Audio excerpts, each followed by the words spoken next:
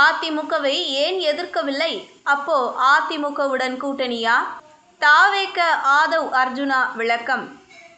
வணக்கம் செய்திப்புனல் நேயர்களே. தமிழக வெற்றிக் கழகத்தின் முதல் மாநில கொள்கை விளக்க பொதுக்கூட்டம் இன்று சேலத்தில் நடைபெற்று வருகிறது.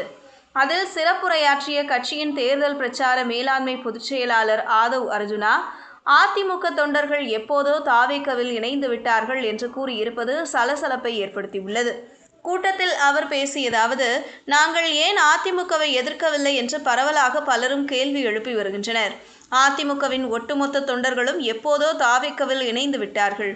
எம்ஜிஆர் அப்போது என்ன குறிக்கோளுடன் கட்சியை தொடங்கினாரோ, ஜெயலலிதா அம்மையார் எந்த குறிக்கோளுடன் அதிமுகவை மீட்டெடுத்தாரோ, அந்த குறிக்கோளின் ஒற்றை நம்பிக்கையை நம்முடைய தலைவர் விஜய் தான்.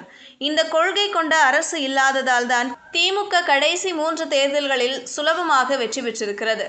ஆனால் இனி அப்படி வெற்றி பெற முடியாது. ஏனெனில் உங்களை எதிர்த்து அரசியல் செய்யும் தலைவர்கள் பாஜகவிடம் சரணடைபவர்கள் அல்ல.